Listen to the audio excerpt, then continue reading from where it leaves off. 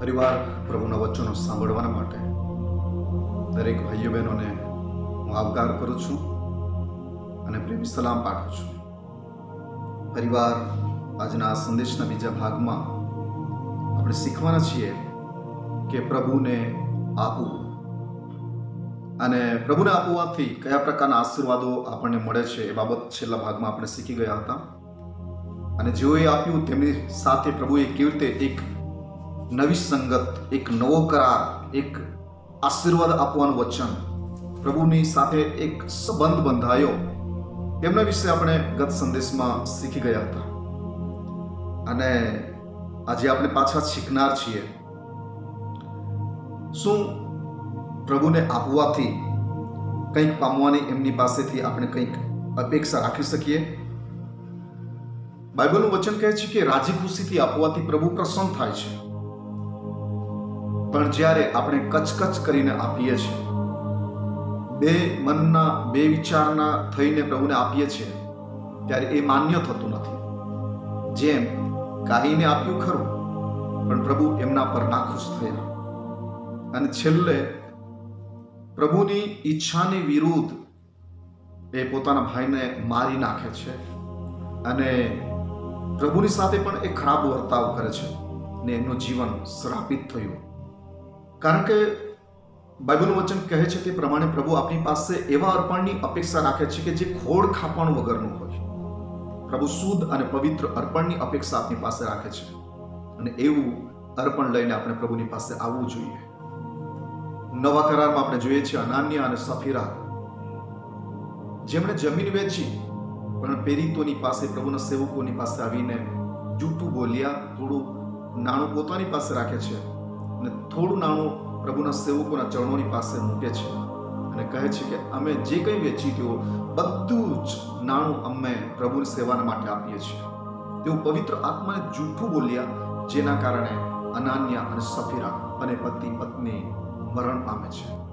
શાસ્ત્રી અને ફરોશી પ્રભુના નિયમ પ્રમાણે આપતા હતા ખરા, પણ માત્ર તેઓ લોકોની આગળ પ્રભાવ પાડવાના માટે, લોકોની આગળ પોતાનું નામ ઊંચું કરવાના માટે આપતા હતા. આ ભાઈઓ બહેનો, આપણે પ્રભુને આપવું જોઈએ. કેમ આપવું જોઈએ? કારણ કે પરમેશ્વરે આપણા પર દયા કરી, પ્રેમ કર્યો અને પોતાનો એકાકિત જનિત દીકરો આપ્યો અને એ દીકરાએ પોતાનો જીવ આપ્યો, એણે તારણની ભેટ આપી, એણે પોતાની શાંતિ આપી, એમનો આનંદ આપ્યો. અને આજે આપણે જે કંઈ છીએ તે પ્રભુની કૃપાથી છીએ. માટે પ્રભુ આપણી પાસે અપેક્ષા રાખે છે કે આપણે આપણા શરીરનું જીવતું અર્પણ પ્રભુને આપીએ. બાઇબલનું વચન જેમ કહે છે, રોમનોને પત્ર 12મો અધ્યાય અને પહેલી ને બીજી કલમમાં લખવામાં આવ્યું છે તે પ્રમાણે, તેથી ભાઈઓ, હું તમને વિનંતી કરીને કહું છું કે દેવની દયાની ખાતર તમે તમારા શરીરોનું જીવતું, પવિત્ર તથા દેવને પસંદ પડે એવું અર્પણ કરો. એ તમારી બુદ્ધિપૂર્વકની સેવા છે. આ જગતનું રૂપ તમે ન ધરો, પણ તમારા મનથી નવીનતાને યોગ્ય તમે પૂર્ણ રીતે રૂપાંતર પામો, જેથી દેવની સારી તથા માન્ય તથા સંપૂર્ણ ઈચ્છા શી છે તે તમે પારખી શકો. હવાલાઓ, આપણી પાસે પ્રભુ એવા અર્પણની અપેક્ષા રાખે છે કે જે આપણા શરીરનું, કોઈ પણ ખોડ ખાપણ વગરનું, પ્રભુને ગમે એવું અર્પણ પ્રભુ આપણી પાસે માગે છે. ચોક્કસ તારણ એ ભેટ સ્વરૂપે છે. આશીર્વાદ, ચોક્કસ તારણ એ ભેટ સ્વરૂપે છે. સાજાપણું ભેટ સ્વરૂપે છે. પ્રભુએ જે આપણને જીવન આપ્યું છે એ ભેટ સ્વરૂપે છે. પણ પ્રભુમાં આશીર્વાદિત થવાના માટે પ્રભુની ઈચ્છા છે કે આપણે પ્રભુની સેવકા એના માટે આપીએ. કારણ કે આપવા દ્વારા આપણે આશીર્વાદિત થઈ શકીએ છીએ. બાઇબલનું વચન કહે છે, આપો તો તમને આપવામાં આવશે. આપણે સંગ્રહી રાખીએ અને સ્વર્ગ રાજ્યની અપેક્ષા રાખીએ, એ શક્ય નથી. જેમ એક જુવાન ધનવાન માણસ અનંત જીવનની વાતો શોધતો ઈસુની પાસે આવ્યું અને પ્રભુએ એમને નિયમો કહ્યા કે આ નિયમો, આ 10 મૂસાના નિયમો જે છે, આ નિયમો પાળ. અને જુવાને કહ્યું કે મેં આ 10 નિયમ તો હું બાળપણથી પાડતો આવ્યો છું, પણ પણ પ્રભુએ કહ્યું કે એક વાત સંબંધી તું અધૂરો છે.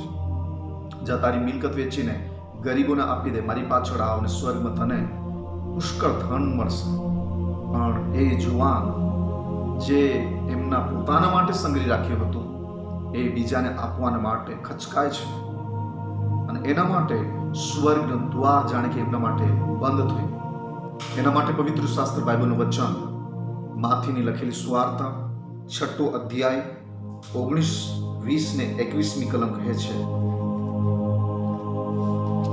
પૃથ્વી પર પોતાને સારું દ્રવ્ય એકઠું ન કરો, જ્યાં કીડા તથા કાટ નાશ કરે છે ને જ્યાં ચોરો ખાતર પાડીને ચોરી જાય છે. પણ તમે પોતાને સારું આકાશમાં દ્રવ્ય એકઠું કરો, જે કીડા અથવા કાટ નાશ નથી કરતા ને જ્યાં ચોરો ખાતર પાડીને ચોરી જતા નથી. કેમ કે જ્યાં તમારું દ્રવ્ય છે ત્યાં તમારું ચિત્ત પણ રહેશે. હવાલાઓ, જ્યાં આપણું દ્રવ્ય એટલે કે સ્વર્ગમાં આપણે જે સેવા કરી છે એને એક સ્વર્ગીય ઇનામ આપવાના માટે પ્રભુના રાજ્યમાં આપણે સંગ્રહ કરીએ છીએ અને ચોક્કસ એક દિવસે ત્યાં આપણને બદલો મળશે. બીજી બાબત, કોણ કોણ આપી શકે છે? પવિત્ર શાસ્ત્ર બાઇબલનું વચન આપણને કહે છે તેમ કે પ્રત્યેક વ્યક્તિ, ભલે ગરીબ હોય કે ધનવાન હોય, નાના હોય કે મોટા માણસો હોય, ભલે એ પ્રભુના સેવક હોય કે ભક્ત હોય, દરેકે વ્યક્તિએ પ્રભુને આપવું જ જોઈએ. પૃથ્વીનો નિયમ અલગ પ્રકારનો છે અને પ્રભુનો નિયમ અલગ પ્રકારનો છે. પૃથ્વી પર તમે ભેગું કરો તો તમે ધનવાન કહેવાશો. શું આપણી પાસે હોય તો જ આપણે પ્રભુને આપી શકીએ છીએ? અને આપણી પાસે ઓછું હોય તો આપણે નહીં આપવું જોઈએ? ના વાલાઓ, જો આપણી પાસે ભલે થોડું હોય પણ પ્રભુને મહિમા માટે અને આપણા આશીર્વાદના માટે આપવું એ જરૂરી છે. જેમ બાઇબલમાં આપણે વાંચીએ છીએ કે ઇબ્રાહિમ પોતાના એકના એક દીકરાને આપવા માટે તૈયાર થયો, કારણ કે એ એમના પરમેશ્વરને ઓળખતો હતો કે મારો પ્રભુ જે વચન મને આપ્યું છે એ વચનમાં કદી પણ નિષ્ફળ જશે નહીં. અને એના માટે એ પોતાના દીકરાને ખુશીથી આપવા માટે તૈયાર થયો. સારપતને વિધવાની પાસે થોડું લોટ અને થોડું તેલ હતું, પણ ખુશીથી એણે પ્રભુના સેવકને એ રોટલી ખવડાવી દીધી. પ્રભુ ઈસુ ખ્રિસ્તની સુવાર્તા સાંભળવા માટે પ્રભુ ઈસુ ખ્રિસ્તની પાછળ ફરનાર એ જુવાન વિશે વિચાર કરો કે માત્ર એમની પાસે 5 રોટલી અને 2 માછલી હતી. એ પ્રભુને આપી દીધી. એણે પોતાનું વિચાર્યું નહીં કે મને હું આપી દઈશ તો કદાચ મારે ભૂખે રહેવું પડશે, પણ એણે ખુશીથી એ 5 રોટલી 2 માછલી આપી દીધી. અને ત્યાર પછી જે પરમેશ્વર પોતાનો મહિમા જ્યાં પ્રગટ થાય છે એ આપણે જોઈ શકીએ છીએ. મકોદનિયાની મંડળી કે જે ગરીબ હોવા છતાં પણ પ્રભુની સેવકાઈ માટે આપી દીધું. બાઇબલ વચન કહે છે 2 કોરિન્થી 8મો અધ્યાય અને 1, 2, 3 કલમ એ લખવામાં આવ્યું છે, વડી ભાઈઓ, મકોદનિયાની મંડળી પર થયેલ દેવની કૃપા અમે તમને જણાવીએ છીએ કે વિપત્તિથી તેઓની ભારે કસોટી થયા છતાં તેઓના પુષ્કળ આનંદને લીધે તથા તેઓની ભારે દરિદ્રતા છતાં તેઓની ઉદારતા રૂપી સમુદ્ર પુષ્કળ વધી ગઈ. કેમ કે હું સાક્ષી પૂરું છું કે યથાશક્તિ બલકે શક્તિ ઉપરાંત પણ તેઓએ પોતાની ખુશીથી આપ્યું. હવાલાઓ, મકદોનિયાની જે મંડળી હતી એમના પર કસોટી થઈ, એમની સતાવણી થઈ, તો છતાં પણ પ્રભુમાં તેઓ ખુશ હતા, પ્રભુમાં તેઓ આનંદિત હતા. અને જ્યારે પ્રભુની સેવાના માટે આપવાનો સમય આવ્યો ત્યારે રાજી ખુશીથી તેઓએ આપ્યું. જો કે તેઓની યથાશક્તિ ઉપરાંત તેઓએ આપી દીધું, કારણ કે તેઓ જાણતા હતા કે અમે જે પરમેશ્વરની સેવા કરીએ છીએ એ પરમેશ્વર અમને આશીર્વાદ આપવા માટે સમર્થ છે. માટે કોઈ પણ જીવ કચવાયા વગર તેઓએ ખુશીથી પ્રભુને આપી દીધું. હા ભાઈઓ બહેનો, આપણે પ્રભુને આપવાના માટે કચાશ કરીએ છીએ, પણ પ્રભુની પાસે પુષ્કળ આશીર્વાદ માગવા માટે આપણે અપેક્ષા રાખીએ છીએ. એ શક્ય નથી. જૂનો કરાર આપણી પાસે દશાંશની અપેક્ષા રાખે છે, અને જ્યારે દશાંશ આપણે આપતા નથી ત્યારે બાઇબલનું વચન કહે છે કે આપણે પ્રભુને લૂંટીએ છીએ અને આપણે શ્રાપિત થઈએ છીએ. પવિત્ર શાસ્ત્ર બાઇબલનું વચન આપણને એ જ કહે છે કે જૂનો કરાર દશાંશની વાત કરે છે, પણ નવો કરાર આપણી પાસેથી સર્વસ્વ માગે છે. આપણી યથાશક્તિ ઉપરાંત જ્યારે આપણે પ્રભુને આપીએ છીએ ત્યારે પ્રભુ આપણને આશીર્વાદ આપે છે. અને જો આપણે પ્રભુને આપતા નથી, પ્રભુની સેવાને માટે આપતા નથી, પ્રભુના રાજ્યના બાંધકામને માટે આપતા નથી, તો આપણે કદી પણ પ્રભુ તરફથી આશીર્વાદિત થઈ શકતા નથી. કદાચ આપણે પોતાની રીતે આપણે ધનવાન થઈશું, પણ પ્રભુમાં ક્યારેય નહીં. અને એના માટે ભાઈઓ બહેનો, દરેકે દરેક વ્યક્તિ, એ વ્યક્તિ ગમે તે હોય, પણ પ્રભુને આપવું એ અગત્યનું છે, જરૂરી છે. અને આપ્યા વગર કદી પણ આશીર્વાદિત થઈ શકતા નથી, કારણ કે બાઇબલનું વચન કહે છે લેવા કરતા આપવામાં ધન્યતા છે.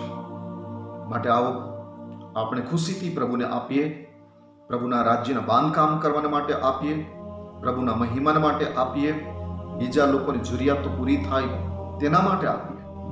કારણ કે જેઓ ગરીબો ઉપર દયા કરે છે તે પ્રભુને પૂછીને આપે છે. માટે આપણે આપવું જોઈએ.